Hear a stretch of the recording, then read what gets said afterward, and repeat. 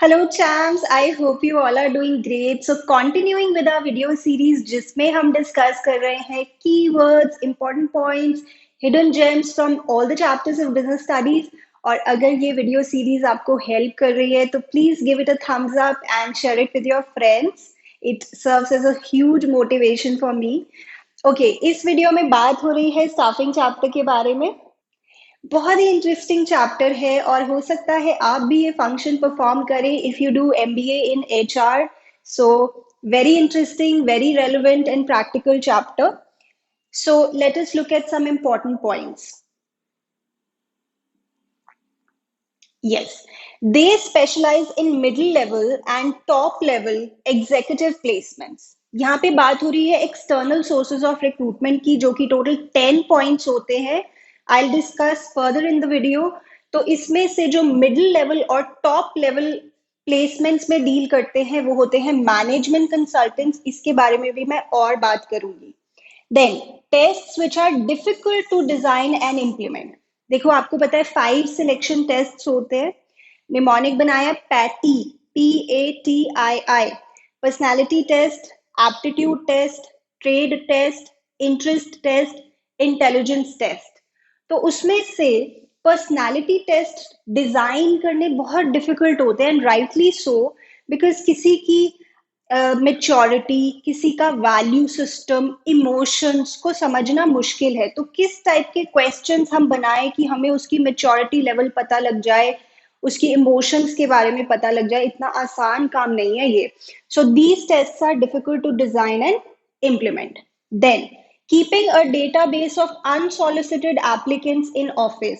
जैसे आपके पास बहुत सारे रिज्यूमेज आए और उसमें से आपने सबको तो ऑब्वियसली पहली बार में ही सिलेक्ट नहीं कर लिया.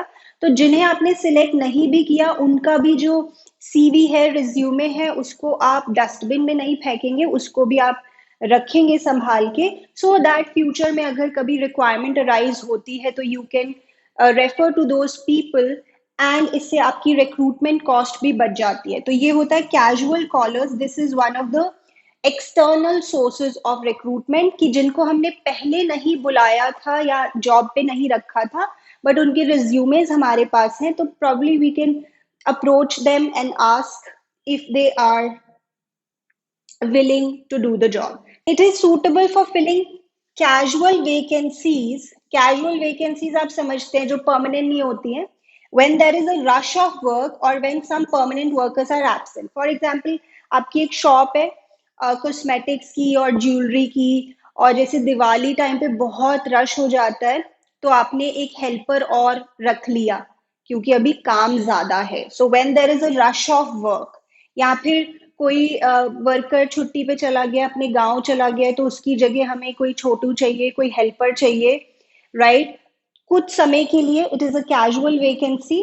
तो ये सब होता है थ्रू डायरेक्ट रिक्रूटमेंट. ये इसके कीवर्ड्स है, रश ऑफ वर्क और when some permanent workers are absent. Then selection test में आपको बता चुकी हूँ, mnemonic, PATI, personality test, aptitude, trade, intelligence और interest test.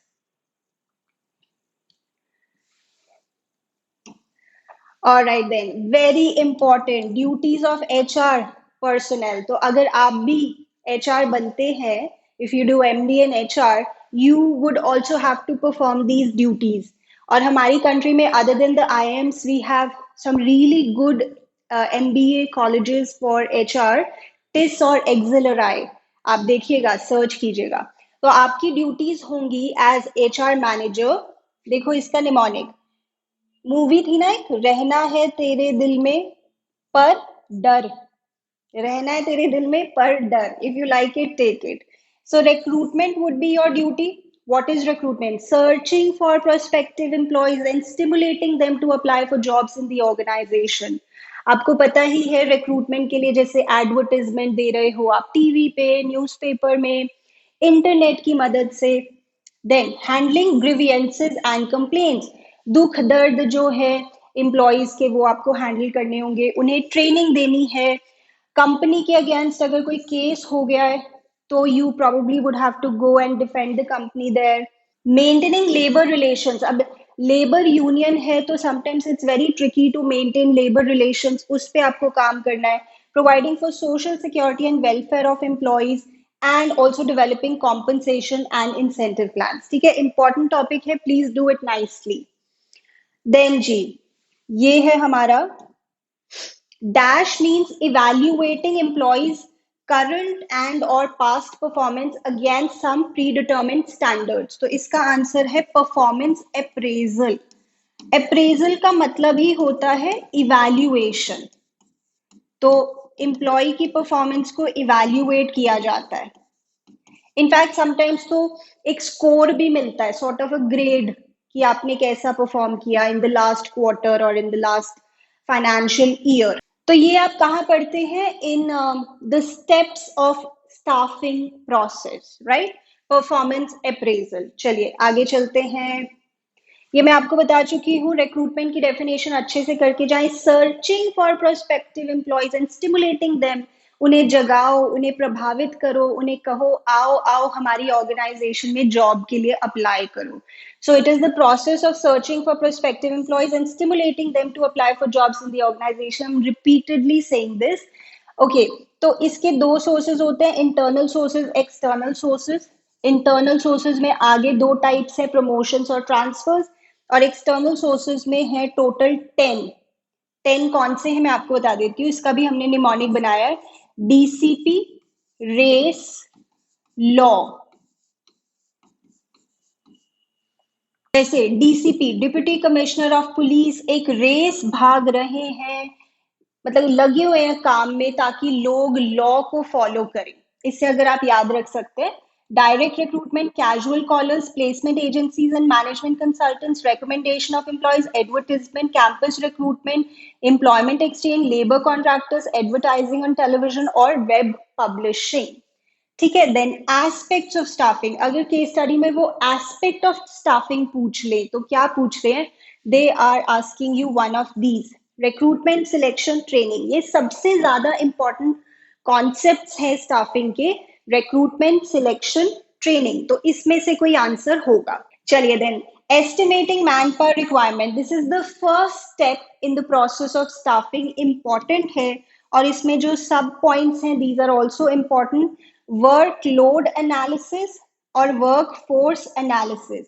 Workload analysis Punjabi च कहंदे ने किन्ने वर्करां दी लोड़ हैगी है, मतलब कितने लोग रिक्वायर्ड है.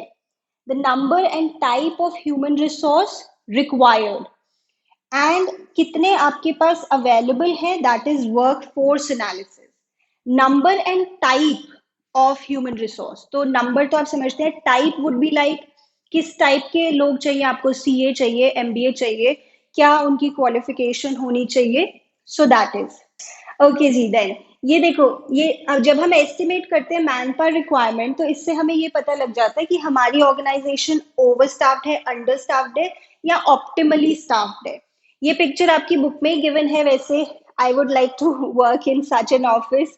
Over staffing, more play, less work. Organisation के लिए बिल्कुल अच्छी बात नहीं है. लोग कोई काम नहीं कर रहे हैं, क्योंकि जितने लोगों की जरूरत है उससे ज्यादा लोगों को आपने रखा हुआ है. तो एक दो लोग काम कर रहे हैं, बाकी बस अपना टाइम पास ही कर रहे हैं.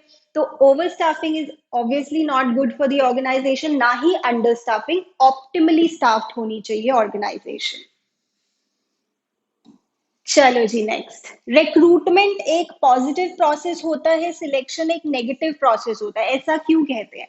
रिक्रूटमेंट में हम क्या कह रहे हैं? आओ आओ जॉब के लिए अप्लाई करो, कॉलिंग देम फॉर इंटरव्यू और टेस्ट. आओ आओ ऑर्गेनाइजेशन में. बट सिलेक्शन में कहते हैं जाओ भाई, आप सिलेक्ट नहीं हुए, go go go. So that is a negative process.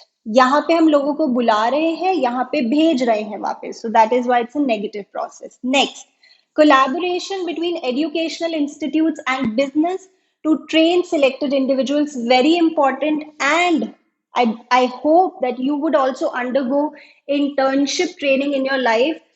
देखो, बीकॉम के साथ साथ भी कुछ बच्चे साथ साथ नहीं, लाइक समर ब्रेक में इंटर्नशिप ट्रेनिंग कर लेते हैं, अपने लेवल पे ढूंढते हैं और ट्रेनिंग के लिए जाते हैं. बट यहाँ पे अपने लेवल पे नहीं, जैसे आप जिस कॉलेज में हैं वही कंपनीज को बुला रहे हैं कि आप आए और हमारे स्टूडेंट्स को इंटर्नशिप ट्रेनिंग के लिए लेकर जाएं. Specially happens in good MBA colleges. तो यहाँ पे एजुकेशनल इंस्टीट्यूशन और बिजनेसेस के बीच में कोलैबोरेशन है, और जो स्टूडेंट्स हैं while studying they are also able to get practical experience which is amazing. तो internship training आपको भी करनी है, ठीक है. Then a notice is placed on the notice board specifying the details of the various jobs available. अगर मुझे simple सा एग्जांपल देना हो, आपने किसी शॉप के बाहर ऐसे लिखा हुआ देखा है, यहाँ एक हेल्पर की जरूरत है, या यहाँ एक वर्कर की जरूरत है, या यहाँ एक सफाई कर्मचारी की जरूरत है, कुछ भी ऐसा. तो that is actually sort of direct recruitment. A notice is placed on the notice board या outside the office कि यहाँ पे ये jobs available हैं, ठीक है. तो that is direct recruitment. Okay, then ये भी important है. Trainee is placed under the guidance of a master worker. People seeking to enter skilled jobs like plumber, electricians और iron workers. तो ये है अप्रेंटिसशिप प्रोग्राम्स. आपके घर प्लम्बर आता है तो उसके साथ एक छोटू आता है, एक हेल्पर आता है, और इलेक्ट्रिशियन आते हैं तो उसके साथ भी एक हेल्पर आता है. तो वो जो हेल्पर है उसको आप एक ट्रेनी की तरह देखो कि वो ट्रेनी मास्टर वर्कर से स्किल सीख रहा है, काम सीख रहा है. So that is apprenticeship programme, ठीक है. अप्रेंटिस का वैसे मतलब ही होता है trainee. So that is it. चलो जी आगे चलते हैं फिर. Vertical movement of an employ, I think simple है. Vertical movement, promotion, when you are placed in a position of higher responsibility, higher pay, higher status. One of the sources of internal recruitment. Horizontal movement, horizontal is like this. So you are at the same level, but maybe you are shifted to another department, another branch, another city. So that could be transfer. Dash is a process of increasing knowledge and skills. Simple है training.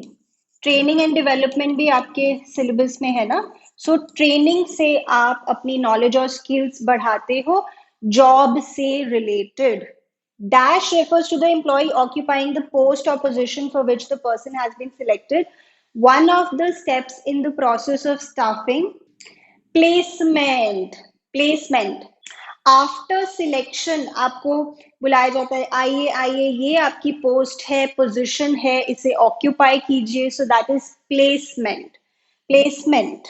इसके साथ एक और concept है orientation, which is introducing the employee to colleagues, to the environment of the organisation. That is orientation is introducing the selected employee to other employees and familiarizing him or her with the rules and policies of the organization.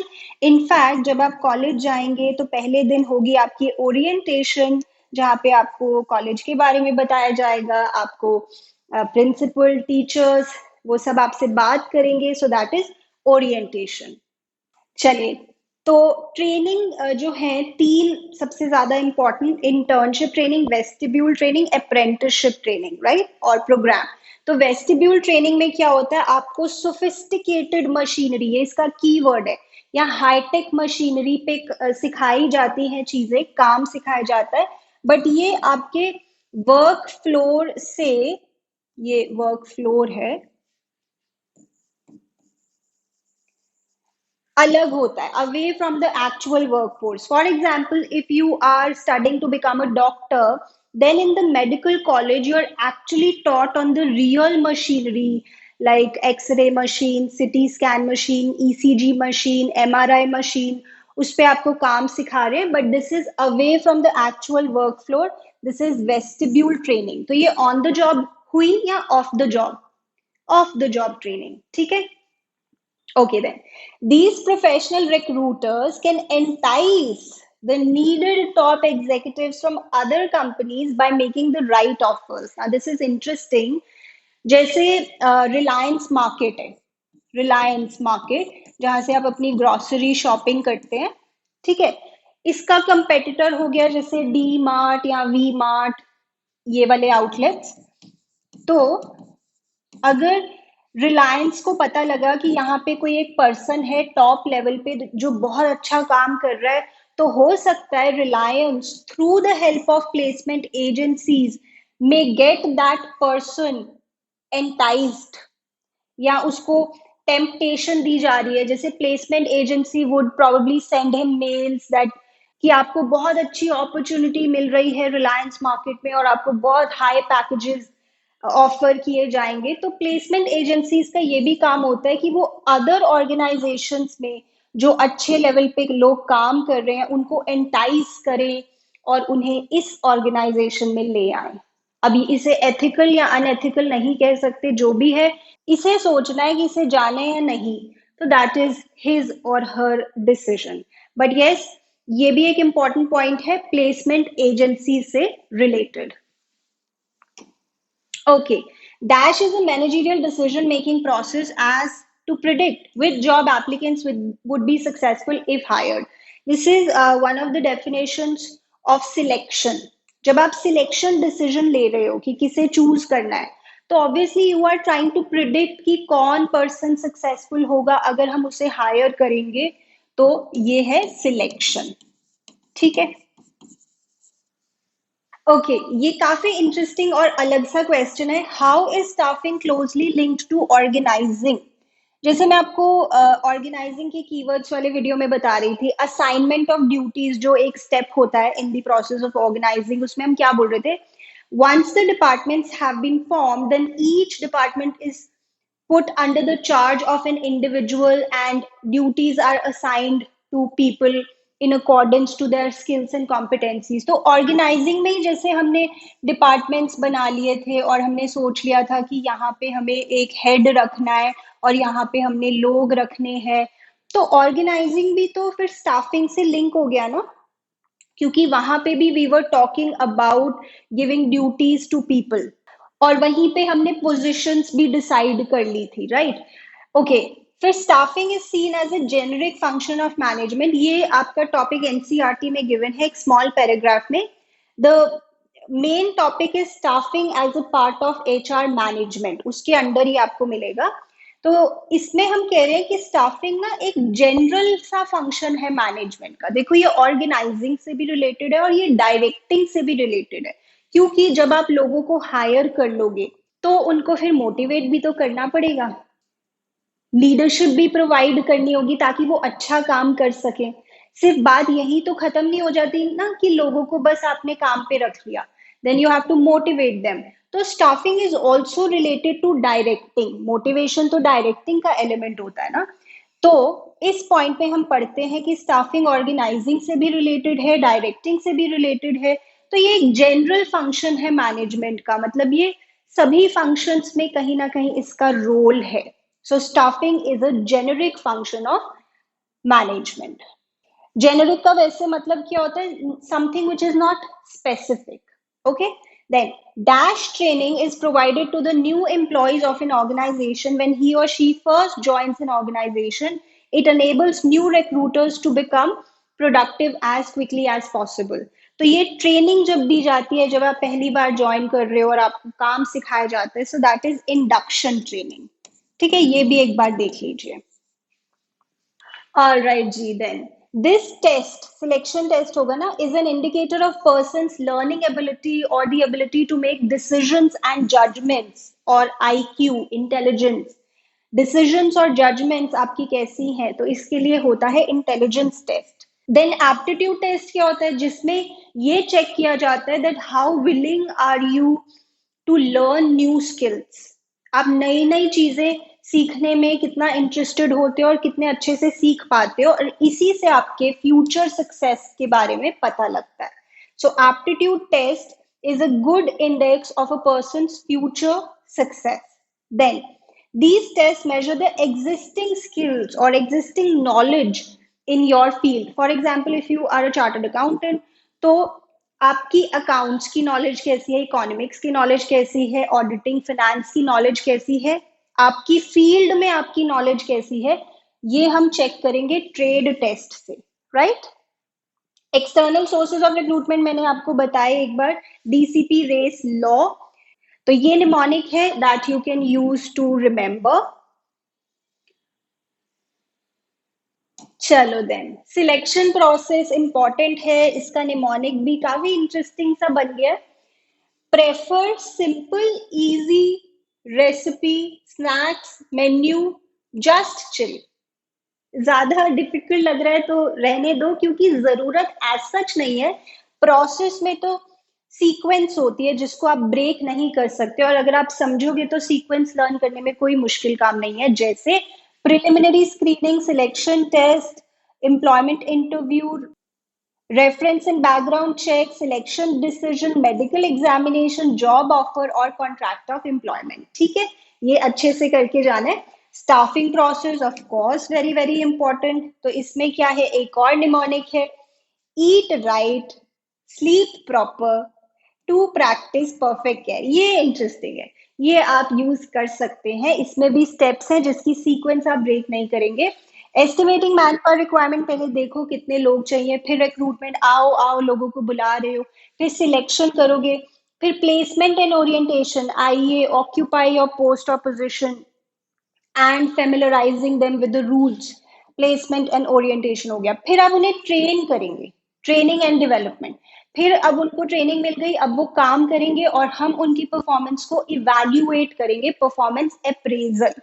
फिर हम उनकी promotion और career planning की बातें करेंगे, and then this is compensation. Okay जी, then importance of staffing, ये भी टॉपिक ना इग्नोर हो जाता है क्योंकि एक पैराग्राफ फॉर्म में, not exactly paragraph, points form में है बट हेडिंग्स नहीं है, तो छुपा हुआ है एनसीईआरटी में, कई बार मिस हो जाता है। ये भी देख कर जाए। Just have one capsule daily, this is the mnemonic. Easy है, देख सकते हो। इससे जॉब सेटिस्फेक्शन बढ़ती है, मोराल बढ़ता है एम्प्लॉयज का। देन हायर परफॉर्मेंस होती है, optimum utilisation of human resource, ये इंपॉर्टेंट है। Continuous survival and growth of the enterprise through succession planning, I'll explain, or helps in discovering competent personnel, discovering and obtaining. Okay, यहाँ पे एक word है succession planning, जिसका मतलब है कि अगर हम स्टाफिंग फंक्शन अच्छे से परफॉर्म करेंगे ना, तो हमारी ऑर्गेनाइजेशन कॉन्टिन्यूसली सर्वाइव करेगी इन अ वे। फॉर एग्जाम्पल, एक कोई बहुत टॉप लेवल एग्जीक्यूटिव रिटायर होने वाला है, तो अब ये तो हमें पहले से ही पता है, तो तैयारी करो कि उसकी जगह अब कौन आएगा।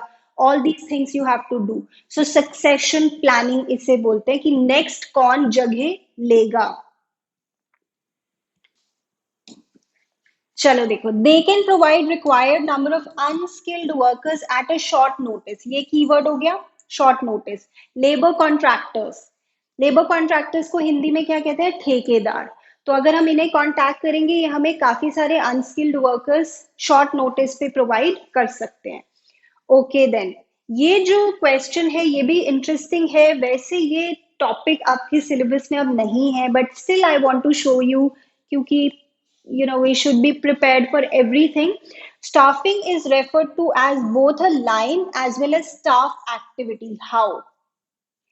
ये कैसे? यहाँ पे लाइन एक्टिविटी को आप समझो कि स्टाफिंग एक सेपरेट फंक्शन ऑफ मैनेजमेंट है, जैसे कि प्लानिंग, ऑर्गेनाइजिंग, डायरेक्टिंग और कंट्रोलिंग भी है।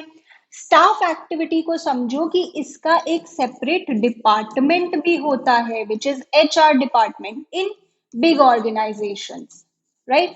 तो देखो, ये कुछ खास बात है स्टाफिंग की, क्योंकि ऐसा बाकी के फंक्शंस में नहीं होता। Planning is a function, but क्या प्लानिंग का अलग से डिपार्टमेंट होता है? Not popular. Organising is a function, क्या ऑर्गेनाइजिंग का अलग से डिपार्टमेंट होता है? नहीं। Then staffing is a function, क्या स्टाफिंग का अलग से डिपार्टमेंट होता है? Yes, human resource department. Then directing is a function, क्या डायरेक्टिंग का अलग से डिपार्टमेंट होता है? नहीं। डिपार्टमेंट्स पता है ना क्या होते हैं, वही finance, marketing, HR, R&D, production, purchase. Controlling एक फंक्शन है, बट क्या इसका सेपरेट डिपार्टमेंट है? नहीं। तो ये कुछ खास बात है स्टाफिंग के बारे में, कि इसे हम line as well as staff activity कहते हैं। It is important to understand that staffing is both a function of management, just like planning, organizing, directing, as well as controlling, and it is a distinct functional area. Functional area मतलब इसका department भी होता है। Functional structure पढ़ा है ना, functional area मतलब department, जैसे मार्केटिंग का डिपार्टमेंट होता है, फिनेंस का डिपार्टमेंट होता है, right? Okay, training is a dash process, development is a dash process, इसका डिफरेंस भी पढ़ के जाएंगे। Training is a job oriented process and development is a career oriented process. Training में सिर्फ आपको जॉब कैसे अच्छी करनी है ये सिखाया जाता है, और डेवलपमेंट में आपको ये भी सिखाया जाता है that how to become good men and women. So it is overall a growth concept, career oriented concept.